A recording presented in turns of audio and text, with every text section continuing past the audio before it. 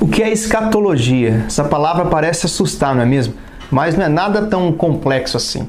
A palavra escatologia significa escatos e logia, ou seja, o estudo do fim.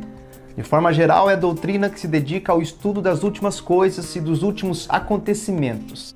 Esse vídeo dá início a uma pequena série de vídeos sobre escatologia ou apocalipse, caso você fique mais familiarizado com o termo. Eu estou chamando essa série de Apocalipse Fácil, porque aqui você não vai ter o Apocalipse de forma detalhada, mas vai tê-lo de uma maneira muito didática e de fácil aprendizagem. E vai entender de maneira simples e objetiva sobre o plano eterno de Deus para o homem e para a Terra, etapa por etapa da timeline de Deus, ou seja, no cronograma perfeito dos céus, desde os primeiros acontecimentos em Gênesis até os últimos em Apocalipse. Vamos começar? Para a gente começar a entender o plano escatológico, primeiro a gente precisa entender o plano redentivo ou substitutivo. E todos esses planos só nasceram porque algo aconteceu com o homem. E quando aconteceu, ele morreu. Mas é um erro olharmos para a morte simplesmente como uma morte física do corpo.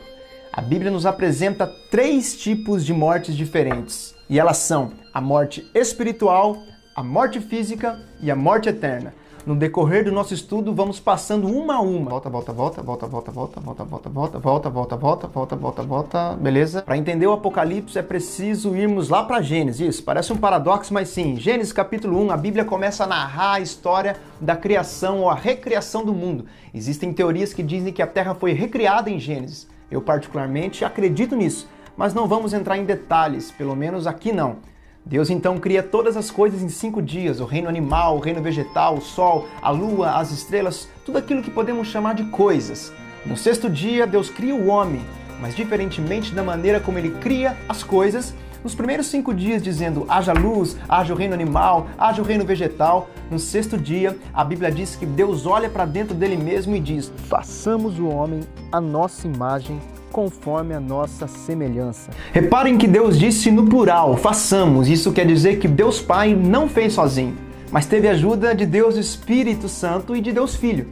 Sendo Deus um ser trino, ou seja, que é único, mas se manifesta em 3 pessoas diferentes, o Pai, o Filho e o Espírito, também criou o homem à sua imagem, um ser único, mas que se manifesta em 3 âmbitos diferentes, espírito, alma e corpo. Na sua essência, o homem é um espírito, através do qual ele tem um relacionamento com Deus, mas também possui uma alma, onde estão alojados todos os pensamentos, emoções, inteligência e capacidade decisória. Deus então pega o espírito do homem, junta com a alma do homem, como se fosse uma coisa só, coloca tudo dentro de um pedaço de barro chamado corpo humano, e então ele passa a ser um ser vivente. O homem era um ser perfeito, assim como Deus, mas também tinha capacidade de escolhas, assim como Deus.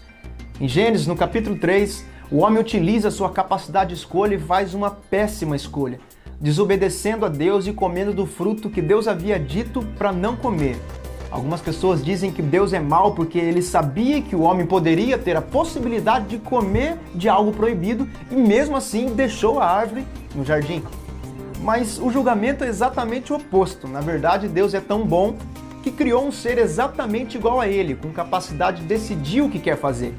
E mesmo o homem sendo culpado pelo seu erro, Deus assume a culpa que era nossa. Mas vamos com calma. Deus havia dito a Adão, Adão, se você comer do fruto, ou seja, me desobedecer, pecar contra mim, certamente você vai morrer. Veja que não era a vontade de Deus que Adão morresse, ele foi orientado para não fazer. Havia milhares de outras árvores para Adão e Eva desfrutarem. Não havia motivo para comer do fruto proibido, mas enfim, Adão fez. E a consequência do seu pecado foi a morte. Depois desse pano de fundo todo, chegamos no ponto. Adão morreu mesmo, porque se você continuar lendo a Bíblia, vai perceber que ele e sua esposa ainda viveram mais de 900 anos cada um. Tá lembrado que a gente falou sobre 3 tipos de morte? Isso mesmo. Adão morre sim, imediatamente após comer do fruto. O pecado trouxe a morte espiritual de Adão. Ou seja, antes o homem tinha pleno acesso e livre comunhão com o Criador. Comunhão essa que foi interrompida pela morte espiritual do homem por causa do pecado inicial. Como consequência da morte espiritual, o corpo de Adão e Eva iniciaram um processo de degradação e passou a adoecer, a envelhecer, o que anos mais tarde trouxe a morte física. Mas não parou por aí, o homem então que era destinado a viver eternamente na presença de Deus, estava agora destinado a viver eternamente fora da presença de Deus. Não só Adão, como todos os homens que nasceram de Adão e Eva. Isso engloba toda a humanidade que passou a ser destinada a viver toda a eternidade num lugar preparado para Satanás, ou o diabo, e os seus anjos. Volta um pouquinho. Aqui. Num lugar preparado para Satanás, o diabo e os seus anjos. O lago de fogo, que é a morte eterna. Resumo: morte espiritual aconteceu quando o homem pecou. Morte física iniciou-se a partir do pecado, a degradação do corpo humano, e então, anos mais tarde, a morte, literalmente falando, acontece. Morte eterna, consequência da morte espiritual, o lago de fogo.